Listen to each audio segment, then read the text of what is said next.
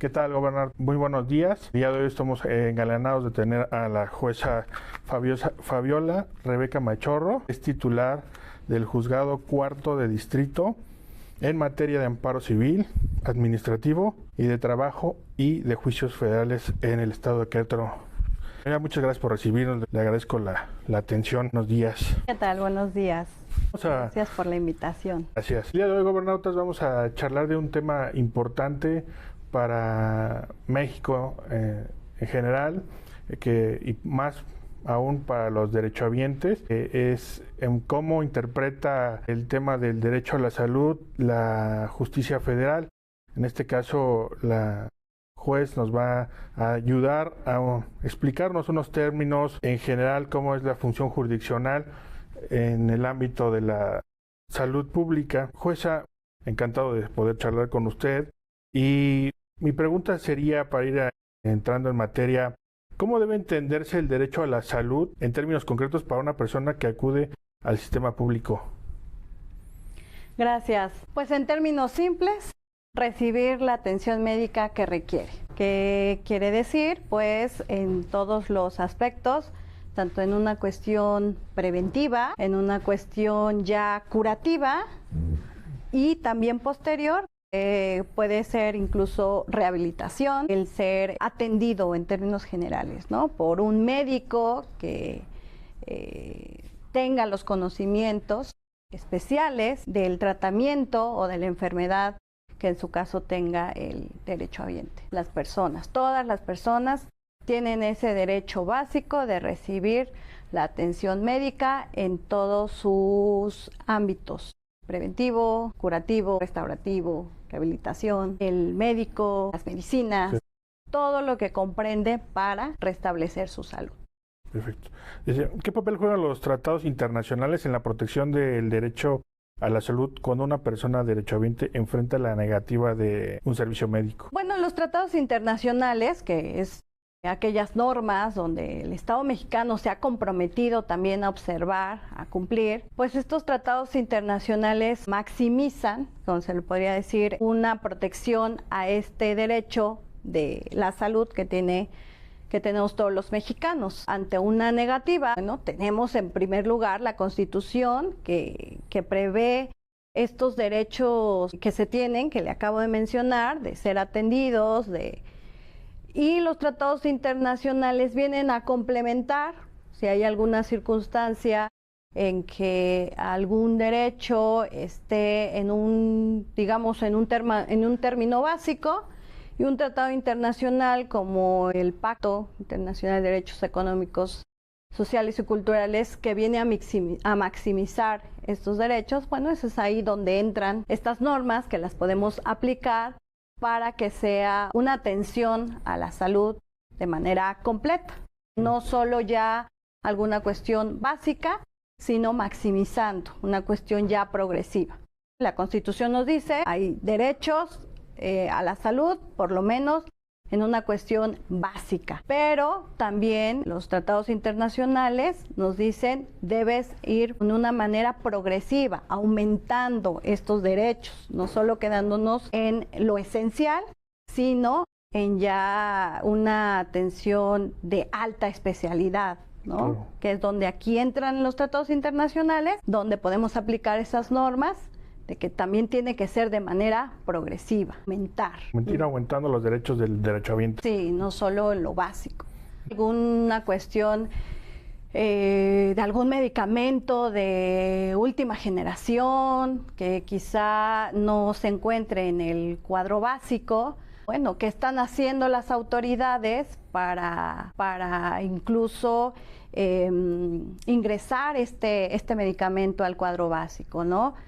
Previamente a toda una investigación, si es un medicamento idóneo, si ya ha pasado todas las normas. Pero si tenemos un medicamento básico, pero de última generación, se han aplicado otro tipo de medicamentos, y resulta que la autoridad mexicana pues no lo tiene o no lo ha ingresado al cuadro básico. Bueno, ahí que también podríamos aplicar los derechos internacionales, el derecho internacional, este pacto, las normas, donde la autoridad observe que hay esa maximización del derecho con ese medicamento que ha resultado de toda la investigación científica, el idóneo para cierto padecimiento, bueno, realizar las cuestiones administrativas para que llegue a los mexicanos, ¿no? Por ejemplo. Sí, un ejemplo podría ser, salió una noticia médica que menciona que ya hay una cura para el papiloma, ¿no? Se desarrolló en Europa, entonces sería una obligación del Estado mexicano traer ese medicamento tan especializado para incluirlo en el sistema de salud para un derechohabiente. Pues por lo menos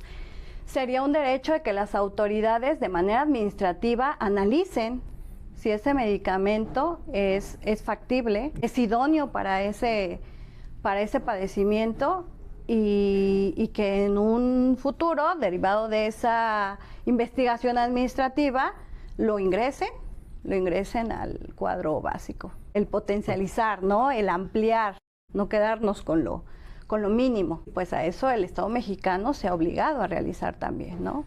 Pero sí por lo menos realizar esta investigación de realmente este medicamento ya pasó por todas sus fases y entonces pasarla a las fases de las autoridades administrativas mexicanas, ajá, que es COFEPRIS y todas estas autoridades de salud que están encargadas de verificar que efectivamente, sí, este medicamento es lo último que hay, pasa todas las pruebas administrativas y médicas y entonces en un derecho de ampliar, de potencializar el derecho a la salud para ese padecimiento, podría incluirlo o tener la obligación en un futuro de incluirlo. ¿Cómo se vincula la seguridad jurídica y el mínimo vital con la protección del paciente o del derechohabiente? Bueno, el mínimo vital, pues es lo que platicamos de las cuestiones básicas que tiene derecho el derechohabiente a salud, ¿no? Un hospital que cuente con el equipo médico esencial, que funcione, ¿no? No solo que esté ahí. Que funcione, sí, que tenga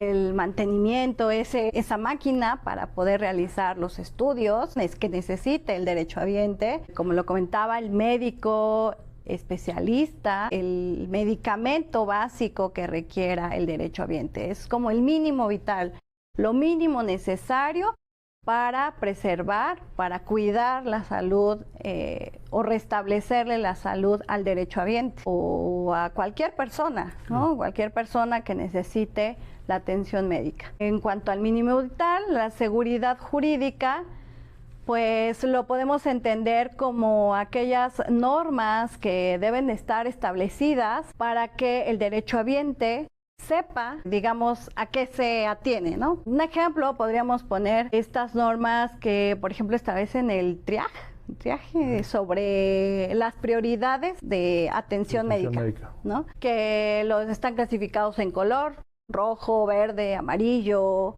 y establecen cuáles son las prioridades, qué es urgente, qué puede esperar un par de horas, una seguridad jurídica de que esa norma también la tiene que cumplir la autoridad, la tiene que observar para que no sea algo arbitrario, ¿no? Claro. De que, pues la autoridad puede hacer, ahorita hago esto y mañana mejor atiendo a este otro y pasado mañana, no. Debe haber normas donde se establezcan, a ver, ¿qué son las cuestiones preventivas? Sí, bueno. Claro.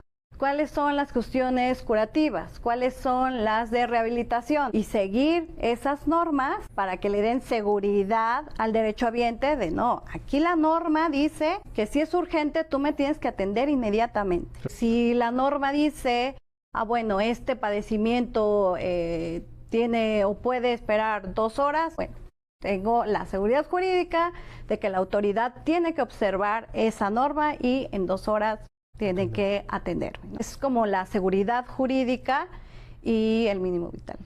Claro.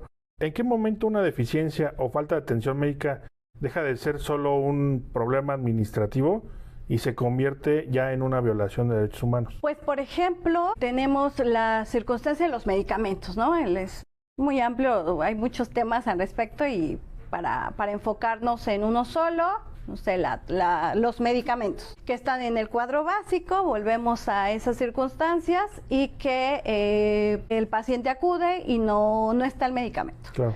Entonces, ¿cuál es la cuestión administrativa ahí en ese punto? Bueno, la autoridad lo pidió, el director del hospital encargado de esa clínica, el encargado del hospital, realizó todos los procedimientos administrativos para que tuviera abasto de ese medicamento, o se debió a una falta de administración para pedirlo. O realmente lo pidió y simplemente desde las autoridades del más alto nivel, pues no lo tiene. Entonces, ¿cuándo se vuelve un problema administrativo? Pues cuando hay ese tipo de inactividad por parte de la autoridad, ¿no? Que podría decirse en el sentido de que no siguen esos procedimientos que están establecidos, cuándo se tienen que pedir, cómo se tienen que pedir. Es un medicamento, no sé, que tiene una alta demanda, no sé, por ejemplo, podemos decir que el padecimiento de diabetes, ¿no? Que ha aumentado mucho en el estado mexicano. No, es que sí había medicamento porque pedimos 5 cajas de este medicamento para la diabetes. Bueno, o sea, 5 cajas para cuántos derechohabientes tienes, esta clínica, cuánto personal atiende, esta clínica en tus estudios o en tu red tienes diagnosticado y cuántos hay ¿no? Digo, no se puede tener como tal un número exacto, que es ahí cuando dices, bueno, también a lo imposible no están obligadas las autoridades, pero sí se vuelve un problema administrativo cuando las autoridades no demuestran que han hecho todos estos procedimientos para salvaguardar el derecho que tiene el derechohabiente de recibir un medicamento, ¿no? En estos procedimientos. Todos sabemos que también implica una logística, digamos, ¿no? Cuando fallan ya esos procedimientos logísticos o cuando fallan las autoridades de alto nivel en que no se abastece, pues ahí es cuando se vuelve un problema administrativo y entonces ahí la violación al derecho de no poderle otorgar ese medicamento al derechohabiente que lo requería, ¿no? Que lo necesitaba y no se hicieron todas estas gestiones administrativas. Sí, claro. No es como que se me olvidó ponerlo en la orden de compra. Claro, ¿no? Y es una logística, entiendo, también compleja, ¿no? Digo, la caducidad de los medicamentos, tienes que prever que tampoco voy a pedir 800,000 cajas para que 200,000 se lleguen a la fecha de caducidad, ¿no? Es toda una logística, pero que esa logística, pues ya el Estado mexicano debe tener sus normas y prever cómo es esa logística. Sí. Y entonces ya las autoridades en cada nivel decir, bueno, el procedimiento es este y lo voy a seguir. ¿Cuánto lo tengo que pedir? ¿Cómo lo tengo que pedir? ¿A quién se lo tengo que pedir? ¿No? Porque, es que sí lo pedí, sí, era la autoridad competente. No, pues no sé, pero se lo pedí a él. No, pues, no, tampoco. Tiene que ser también algo real, que la autoridad siga los protocolos. Sí, claro. Entonces, ¿cuál es el papel de los juzgados de distrito para proteger el derecho a la salud frente a omisiones o negativas de la autoridad, en este caso del sistema de salud? Pues términos genéricos, obligar a la autoridad a que preste esa atención médica que requiera el derechohabiente. Hay ciertas cuestiones también a seguir, claro. Pero en esencia, en términos generales, la justicia federal está para que en casos de omisiones, de este tipo de alguna negligencia por parte de las autoridades, de no prever los medicamentos, de no seguir estos procedimientos en casos específicos, bueno, la justicia federal está para obligar a la autoridad, para decirle qué has hecho, cómo lo vas a hacer, y si no lo has hecho, debes hacerlo, ¿no? Sí. Atendiendo a cada caso en particular.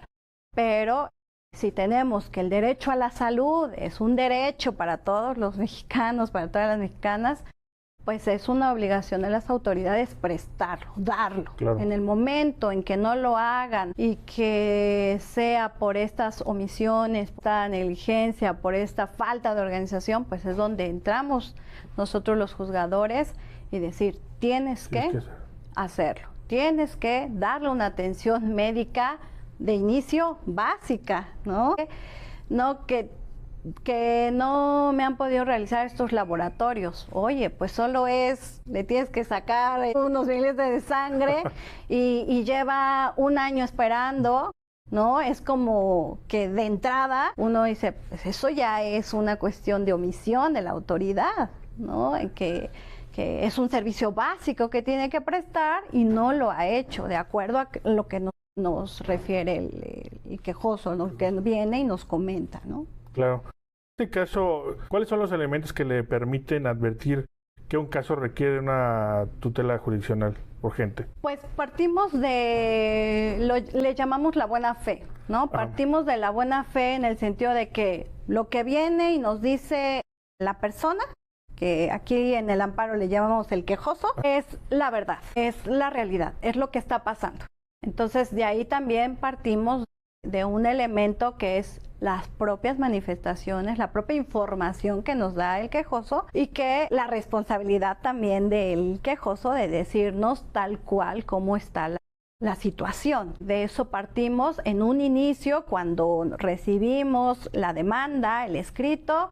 Pues ya el propio quejoso nos dice, tengo este padecimiento, soy derechohabiente, tengo 1 año pidiendo una consulta médica con el cardiólogo, con el especialista en cualquiera y no me la ha otorgado, ¿no? Ya fui, ya lo presenté, ya me obtuve un primer diagnóstico. A veces pueden ofrecer cierto documento y a veces con la sola manifestación. Entonces, de primer momento partimos con eso, con lo que me dice la persona. Y después, bueno, ya le requerimos a ver autoridad. Siempre que escuchamos a las dos partes, a ver autoridad, la persona dice esto.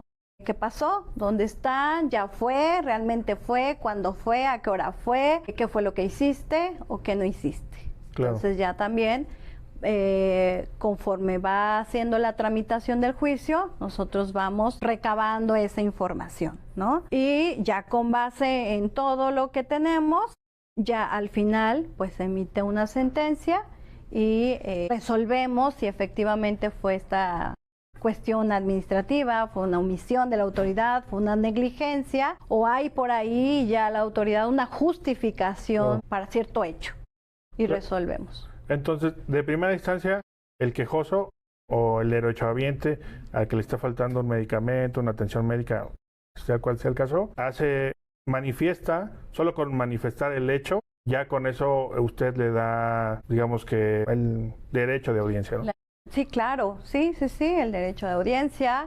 Siempre también es bueno, digo, tienen algún documento en que sustentar lo que están diciendo, siempre es mejor también que lo exhiban. Pero habrá circunstancias en que por una cuestión urgente o una cuestión que luego incluso pues piden el expediente, su expediente médico y ni siquiera te lo expiden o no lo tienen, ¿no? Entonces tampoco vamos a sujetar a la persona de que, si no lo tienes, no puedes venir al amparo, ¿no? Tampoco se trata de eso, pero sí, se tiene algún documento con qué sustentar, si se tienen ciertas notas, todo lo que, alguna cuestión que puedan sustentar, es bueno también que lo presenten. Pero si por cualquier circunstancia de plano no lo tienen, bueno, los hechos que se narran, que incluso la ley dice que se narran bajo protesta, ¿verdad? Sí, y por eso de ahí partimos con la buena fe, ¿no? Claro. De que yo le creo a la persona. Sí, por supuesto.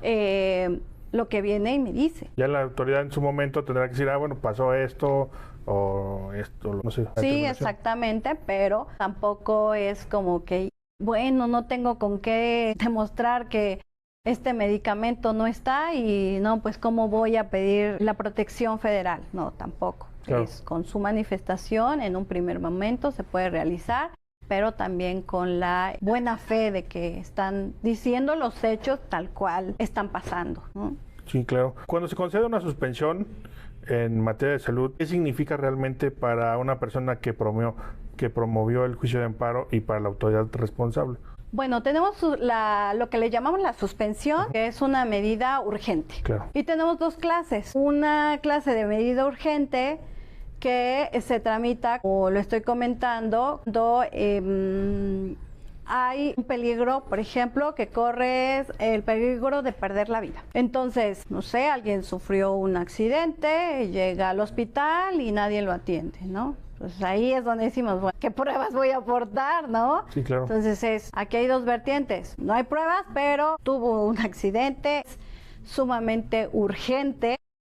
ser atendido, no ha sido atendido, incluso está en peligro su vida. Ahí nosotros, cuando tenemos este tipo de noticias, es donde podemos decretar la suspensión de plano, que le llamamos la suspensión de plano, que es autoridad, atiéndelo de inmediato. Siempre, desde luego, insisto, en esta cuestión de urgencia, de acuerdo también a las normas que tiene el sistema de salud, porque pues desde luego que para todos va a ser urgente que nos atiendan, ¿no? Sí, por supuesto, es claro. como de, pues es mi salud, es urgente, pero como lo comentábamos, hay ciertas normas, el TEAC hay de urgentes, esperar ciertas horas o esperar tal, pero si se trata de algo que ya está catalogado como urgente y se trata de algo que si no se atiende de manera inmediata, compromete severamente la salud y la vida, incluso del derechohabiente, pues nosotros decretamos suspensión de plano, autoridad, tienes que atenderlo ya. Y está la suspensión provisional, donde se da en 48 horas para que la autoridad atienda estas circunstancias. También es porque se necesitan quizá ahí sí más pruebas o más información por parte de la autoridad.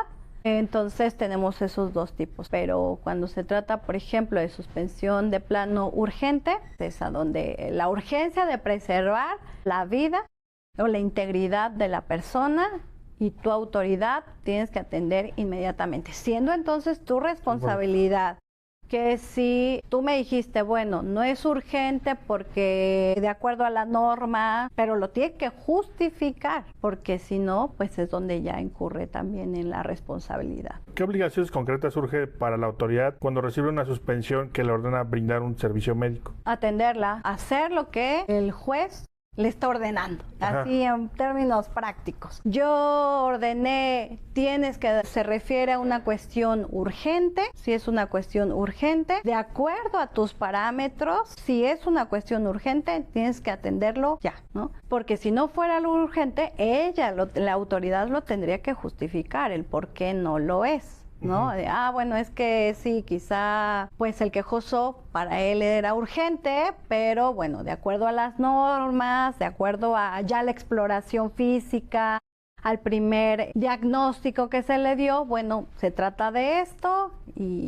pero si es la cuestión urgente y nosotros le ordenamos prestar la atención inmediata al caso urgente, lo tiene que hacer. Lo tiene que hacer porque si no lo hace, hay consecuencias jurídicas. Tanto multas, ¿no? Hasta cuestiones ya más de, incluso hasta una posible denuncia ante el Ministerio Público, la Fiscalía, por no atender un requerimiento que le hizo la autoridad federal, ¿no? O sea, hasta una responsabilidad para si no lo acata, si no lo atiende. Entonces, ¿cuál es su obligación? Atenderla. O sea, realmente atenderla. Quizá nosotros no somos médicos, no podemos decir, esta situación sí o sí es urgente, ¿no?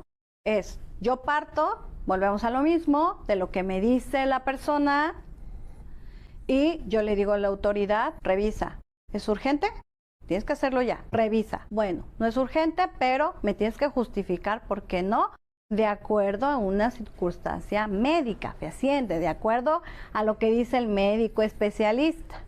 ¿No? Pero es urgente, el médico especialista ya también determinó es urgente, tu norma del TEAC dice es urgente, tienes que hacerlo inmediatamente. En este caso, aunque usted está ordenando que es urgente y la autoridad diga, no, necesito hacer más análisis, necesito, no sé, por ejemplo, le pusimos un medicamento de otra índole y en lugar del que es, no sé, algo así.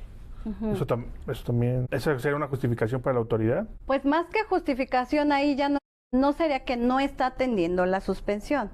Realmente es que ella ya está haciendo el procedimiento conducente para atender a lo que yo le estoy ordenando, ¿no? Entonces, como le comento, nosotros no somos médicos y yo de primera, yo no le puedo decir, oye, ponle esto. Otra vez partimos de lo que el quejoso nos dice, de lo que quizá agregó alguna constancia médica de algún médico, que quizá no sea de la institución pública, pero entonces, a ver, autoridad, revisa esto. Esto es lo que de acuerdo a los protocolos tiene que realizarse. Pues ahí ya estaría de alguna manera cumpliendo con lo que yo le estoy ordenando. Okay. Que le digo, no necesariamente sería muy aventurado que yo, sin ser médico, y más que aventurado, incluso negligente, que yo le dijera esto, porque incluso si no soy médico, no soy quien para decirle, ponle o hazle este tratamiento. Opéralo mañana ya. Oye, pero pues necesito los estudios de coagulación, necesito los estudios para el anestesiólogo, pero de ahí es donde partimos de que, bueno, necesitas esto, pues hazlo, claro, ¿no? La suspensión no solo es, no vas a hacer lo que yo te digo tal cual. Conforme a tu normativa, conforme a tus facultades, atiéndelo, o sea, revisa. Sí, por supuesto. No te quedas, no, pues no hay, no, pues en un año, no. A ver, revisa, atiende la cita, tipo de, darle los estudios, si ya la autoridad dice, no, pues sí, ya hice todos los estudios, está todo, realmente lo que dice es que sí, necesita programarse la cirugía máximo en 3 días. Bueno, hazlo, ¿no? Nos han llegado en algunas ocasiones donde la autoridad dice, bueno, es que no se ha realizado la cirugía porque pues no tenemos el equipo. Entonces es ahí donde, bueno, la cuestión administrativa que veíamos. Tienes la obligación de tener equipos, tienes la obligación de darle mantenimiento. ¿Qué pasó con ese equipo? Claro. Entonces, haz todas las gestiones para que ese equipo está. Tienes otras normas que le llaman de subrogación, algunas veces, en cuanto que los mandan o los transfieren a otro hospital con los que tienen ciertos convenios. Tienes esa obligación. En este caso, sí, ¿ya lo hiciste? No. Pues hazlo, ¿no? Sí, entonces, las medidas alternas. Claro, es como, sí, el imposible está obligado, pero ¿qué has hecho para darle ese derecho que tiene a la salud? Entonces, sí, no necesariamente es, le voy a decir qué hacer, que no soy médico, pero sí la voy a obligar a que de acuerdo a su normativa, de acuerdo a lo que se cataloga como urgente, de acuerdo al estado de salud de la persona, actúe la autoridad y no se quede nada más pasiva.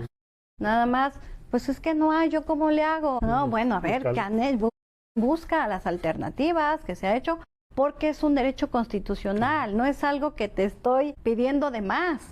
Es algo que el Estado mexicano ya que está comprometido a realizar, y no solo porque está en la Constitución, sino como lo mencionabas, en los tratados internacionales. Sí, otra pregunta en este respecto. ¿El cumplimiento debe darse de manera integral y continua conforme a la necesidad médica del paciente, o depende de que lo esté solicitando cada vez? Un ejemplo, a una persona al hospital le niegan el medicamento, le ordena a esa autoridad que provee el medicamento, que es un medicamento continuo, por ejemplo el de la diabetes, que se tiene que estar tomando, no sé, cada mes, supongamos, ¿no? Uh-huh. Y la autoridad dice, no, pues hoy te doy, pero un mes. Y el siguiente mes, ¿qué pasa en ese aspecto? Bueno, si ya tenemos una sentencia como tal, que podría ser, ya se siguió todo el juicio, ya demostraron, no, pues sí, la autoridad no le había otorgado el medicamento, pero en sentencia se dijo, fue una cuestión administrativa y tienes la obligación de tener ese medicamento. Ya se corroboró que es el medicamento que le prescribieron al quejoso, todo. Claro. Ya todo el procedimiento se siguió y llegamos a la sentencia y se dijo por el juez federal que el medicamento de la diabetes es necesario y tiene un diagnóstico de que cada mes lo tiene que tomar, ¿no? Uh-huh. Entonces, ahí ya la autoridad está obligada a cumplir esa sentencia, que es cosa juzgada, de que si está prescrito cada mes, pues tiene que estar cada mes, porque si ya es cosa juzgada y después resulta, no, pues es que no lo cumplió, incluso se da una inobservancia a esa sentencia. Le podemos llamar repetición del acto, donde la autoridad continúa transgrediendo ese derecho que ya en sentencia se dijo, oye, ya transgrediste este derecho, te obligo a que lo cumplas y le entregues el medicamento de la diabetes. Entonces, ya no es necesario que otro amparo para Siguiente mes. Sí, el siguiente mes no, ya la autoridad está obligada. Pero también hay que tener mucho cuidado porque, digamos, el mundo de la medicina es muy amplio. El tratamiento también puede cambiar, claro, ¿no? El tratamiento 5 meses dependiendo del padecimiento, o hay ciertos medicamentos que luego, no sé, ya el cuerpo se resiste o hace cierta resistencia a tal o cual medicamento y entonces se lo tienen que cambiar, ¿no? Y ya cambian totalmente todas las condiciones que hubo en el juicio de amparo para yo dictar esa sentencia, pues ya tiene otras variantes, ya tiene otras circunstancias, ya tiene, entonces cambia. Y ya como tal, pues la autoridad dice, bueno, ya tampoco le puedo dar este medicamento, las circunstancias cambiaron, tiene otro diagnóstico incluso, entonces ahí ya hablamos de otro tipo de circunstancia, ya no que ya no podía promover, ya que no debía promover, que la autoridad me lo tenía que dar. Hay que saber también que tendría que ser de lo que se analizó ahí, el padecimiento, el medicamento, las circunstancias que llevaron a que el juez dijera tal situación, ¿no? También tendría que diferenciarse esa circunstancia, ¿no? Sí. Que sean las mismas condiciones en ese sentido. Incluso la condición médica del paciente puede variar, ¿no? O sea, desde complicarse hasta disminuir, bueno, mejorarse, etcétera. Eso es lo que puede hacer que cambie claro. el medicamento, el tratamiento, etcétera. Así ¿no? es. Para ir cerrando un poquito, hablamos mucho del juicio de amparo, del quejoso, etcétera, pero ¿cómo es que él llega hacia usted? Pues hay diferentes vías. Las personas se pueden acercar a Defensoría, por ejemplo, o alguna orientación de cómo promover esta justicia. Se pueden acercar a Defensoría, incluso en temas de suma urgencia, como lo comentábamos. Incluso puede ser ante el propio juzgado. Siempre hay, digamos, los que le llaman los juzgados de guardia, Ajá. los que están atendiendo a cualquier hora. Sí, a las 3 de la mañana, ¿no? La persona sufrió el accidente y está fuera del hospital y no lo quieren atender, ¿no? Hay juzgados de guardia donde el juez con un secretario acuden a ese juzgado de guardia para que respeten ese derecho a la atención médica que requieren, ¿no? Se acercan, incluso están pegados las guardias de qué juzgado, no, pues en Querétaro. Ahí en los edificios se pega un calendario donde dice en tal fecha, tal juzgado está de guardia. No, pues a las 3 de la mañana, ¿a quién le hablo? Sí, ¿no? sí, ¿A quién le digo? supuesto. Entonces, en internet también hay una página donde buscas juzgados de guardia de cada entidad, refiriéndonos a Querétaro, quién está de guardia para una situación de esa naturaleza, ¿no? Pero insisto, también la corresponsabilidad del gobernado, de las personas, establecer que realmente esa sí es la vía. O a través también, pues ya algunos otros de abogados que también se asesoran cuando ya son otras cuestiones también más técnicas, más administrativas, que también se asesoran a través de los abogados. Entonces sí hay ciertos canales de acercamiento para que los mexicanos sepan que pueden acudir a la justicia federal en determinados casos. En este tema, obviamente, si el quejoso está en el hospital y la familia no tiene el conocimiento técnico, por ejemplo, de un abogado o de un especialista, ¿cuál cree ustedes que son los errores más comunes que realizan, obviamente sin querer, la persona quejosa o su familiar al pedir ayuda de la justicia federal? Qué interesante pregunta. Efectivamente, cuando está el paciente directamente que resiente la afectación, pues no está en condiciones de, voy y presento mi escrito, mi amparo para que reciba la atención urgente que requiero. Bueno, pues está, como lo mencionas, puede ser cualquier persona, cualquier familiar, el tío, el abuelito, el primo, el amigo, cualquier persona puede, en esos casos de suma urgencia, de impedimento por parte de esta persona que está hospitalizada, ¿no? Está en terapia intensiva, está intubado, ni modo que venga. Cualquier persona puede acercarse a pedir la protección y la justicia federal. Como lo comento, pues no sé en qué estado estoy, en Querétaro, estoy en el hospital, ¿a dónde voy? Hay las vías.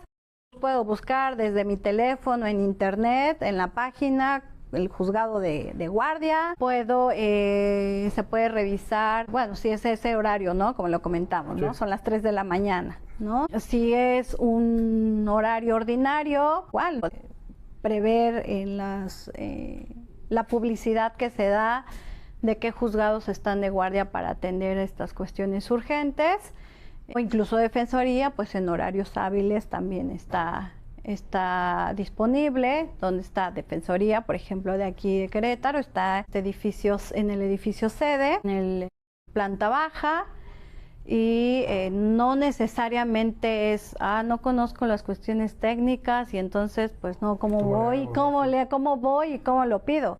¿No? Hay ciertas cuestiones que como juzgadores también se pueden suplir, digamos, en alguna manera, ¿no? Para cuestiones ordinarias tenemos ciertas reglas, ¿no? Claro. Pues el escrito nos debes de decir la autoridad, nos debes de decir esto, lo otro, ciertos requisitos. Pero en cuestiones urgentes y sobre todo de salud, la ley prevé estas situaciones y dices, bueno, solo basta con que cualquier persona pueda solicitarla, nos digas realmente qué autoridad es o lo que está pasando, no necesariamente con técnicas de, pues la autoridad se denomina, ¿no? Pero bueno, pues se entra al hospital, pasaron los hechos de esta manera y sucede esto, ¿no? Entonces, hay ciertas cuestiones que también la ley prevé que sea accesible, accesible en esas cuestiones que, oye, tu familiar está en terapia intensiva, bueno, no tienes ni cabeza para nada, estás con la angustia o se trata de un hijo, ¿no? ¿En qué momento estás pensando en tecnicismo? Pues realmente es algo, está con la angustia, bueno, no, la mamá se quiere quedar a cuidar al niño, de ir otra persona para solicitar esta cuestión urgente o esta omisión que la autoridad no le está prestando la atención médica que requiere, lleva horas ahí y pues nada. Sí, la ley prevé mecanismos para que la gente pueda pedir esta protección federal sin tecnicismo, sin que necesite saber algo de derecho, sin que se sienta, bueno, pues cómo voy y lo pido, ¿no? Entonces está Defensoría y propiamente cuando se pide ante nosotros, bueno, pues hay ciertos requisitos y con que nos los manifiesten, pues ahí los podemos subsanar de alguna manera. Hay ciertas cuestiones que le llamamos la suplencia a la queja, donde en algunos casos podemos decir, bueno, esto es acá, por allá. Sí, usted ya tiene esa libertad de decir, bueno, hay que hacer esto, hay que hacer lo otro. Exactamente. ¿No? O sea, sobre todo tratándose de un sistema, de una cuestión de salud que pone en peligro la vida de alguien, donde se debe de actuar, ¿no? De manera amplia. Claro, y ya por último, ¿qué mensaje le daría usted a esa persona que está en esta situación de que se le ha vulnerado un derecho en el tema de la salud, para ir cerrando la entrevista? Pues que se acerquen a la justicia federal y que sepan que estamos aquí para prestarles el servicio de atención a la ciudadanía, de que la autoridad debe cumplir con su obligación, de que nosotros tenemos ciertas facultades. También tenemos que respetar ciertas normativas que tenemos, ¿no? Tampoco es algo como que, el juez lo puede hacer todo y el juez que le diga, ¿no? Tampoco siempre rigiéndonos con las normas que tenemos, pero en un tema tan importante de derecho a la salud, es importante que se acerquen a Defensoría. Hace un momento mencionaba ciertos errores. Yo más que errores, yo creo que sería esta falta de información, ¿verdad? Que muchas veces tienen los derechohabientes, las personas, de que la autoridad realmente tiene la obligación de prestar ese servicio, ¿no? Ese servicio, ese medicamento, que no se queden con por ejemplo, ¿no? De la autoridad. Tienes, no sé, un hijo con una cierta circunstancia auditiva, por ejemplo, ¿no? Una disminución auditiva 95, casi del 100%, ¿no? Entonces, acudes a la institución. Dicen, pues tenemos un implante, lo podemos hacer en 1 año, pero necesita 2, pero pues esa es la atención médica. No se queden con eso, ¿no? A ver, vamos a investigar si realmente, a ver, mi hijo tiene un cierto diagnóstico, ya los especialistas determinaron, a ver, por la edad, que empieza su desarrollo, tiene que tener hay un tratamiento para eso, ¿no? Los implantes, pero necesitan ser 2, ¿qué hago? ¿No? Y muchas veces pues se quedan con el no, o se quedan con lo que hay, ¿no? Y pues una madre, ¿verdad? Ante esa situación, con todo lo que implica, desde que puedes, desde el impacto que tiene un diagnóstico de esa magnitud, pues te puedes nublar, ¿no? Sí, te puedes nublar y entonces más que error es simplemente el desconocer. A ver, no, la autoridad me tiene que dar una respuesta formal, una información completa. ¿Por qué no se puede? ¿Por qué en 1 año? ¿Por qué si este diagnóstico dice, bueno, es un bebé que empieza a desarrollar, va a empezar a desarrollar el habla? No puede esperar 2 años, porque eso va a impactar a lo largo de su vida y ese desarrollo cognitivo va a afectar. No puede esperar 1 año. Bueno, si no puede esperar 1 año, pues puede conseguir el dinero para el otro implante y son 200,000 pesos. Y entonces pueden llegar a la desesperación de, pues vendo mi carro, ¿no? Entonces no se queden con el no se queden con el no se puede, no se queden con el pues es lo que hay. A ver, realmente vamos a investigar si se puede. Realmente vamos a investigar si la autoridad tiene la obligación de hacerlo. Realmente vamos a determinar ese derecho. Lo tiene que dar la autoridad, el IMSS, el ISSSTE, la clínica. Es una obligación del Estado mexicano. Se han hecho todos los esfuerzos administrativos para conseguir esos 2 implantes que necesita el niño. Se ha hecho toda esta investigación. Realmente el contexto, ¿se ha hecho o no? Entonces sería esa circunstancia, acérquense. Esta información, la verdad es que este tipo de contenidos es muy importante que a través de ustedes se hagan para que la población llegue a ellos esta información, no se queden con ese desconocimiento que puede pues cambiarlo totalmente, puede cambiar la salud de toda una persona, de un niño en pleno desarrollo. Acérquense a Defensoría, fórmense. Actualmente en día internet, muchas personas pueden tener acceso y las que no, les digo, pues a través de Defensoría también puede ser una opción para eso y no quedarse en pues ya no se puede hacer nada. Primero verificar. Sí, no, hasta las últimas. Hay que verificar si realmente se puede hacer. Claro. Última pregunta, ¿cuántos años tiene ya en la función jurisdiccional? Pues desde que entré ya tengo como 14 años, ya casi 15 años en esta función. Pues en ese entonces y ayer es que entrábamos como en práctica y pues he tenido toda una carrera aquí en la institución y sobre todo pues esa cuestión de servir, ¿no? Claro. Y es eso lo que me ha mantenido aquí a pesar de los cambios y circunstancias que han pasado, pero es este tipo también de temas y que me mantengo aquí. Pues muchas gracias. Para servir a la población. Sí, muchas gracias. Tenemos un caso en especial, el cual no podemos hablar porque todavía no es cosa juzgada, pero sí el tema de la salud es primordial para las personas y esa curiosidad, ¿no? Que no se queden con nada. Es que ya me dijo el doctor o me dijo el guardia del hospital que ya no puedo ingresar, que ya no pueden hacer nada por mí o por mi quejoso, mi familiar. Ya, lo que sigue. Sí, claro, eso, ¿no? No quedarnos con el bueno, casi me están haciendo un favor, ¿no? Sí, no, es una obligación. Es una obligación que tiene la autoridad y de ser informado también. Es muy importante lo que menciona, desde lo básico, ¿no? Ser informado qué le está pasando a mi paciente, a mi familiar, a que lo ingresaron desde ayer y no he sabido absolutamente nada. O sea, desde esa cuestión básica de que tienen que informar qué está pasando con su familiar, qué diagnóstico, qué le han hecho, con qué empezaron para atenderlo, ¿no? Desde esa cuestión básica de información hasta todo lo que ya platicamos de atención preventiva, curativa e incluso posteriormente rehabilitación y el seguimiento a a la salud. Pues muchas gracias, le agradezco a la juez Fabiola que nos haya recibido aquí en el cuarto juzgado sí, distrito en materia de amparo civil, administrativo y de trabajo y de juicios federales en el estado de Querétaro. Pues muchas gracias, señoría. Agradezco, buenas tardes. Muchas gracias. También una colaboración para que llegue a más gente claro, la sí. información, ¿no? Esto precisamente la Suprema Corte habla de las puertas abiertas, de que la gente se acerque, ¿no? Claro. Muchas gracias y a sus órdenes. Muchas gracias.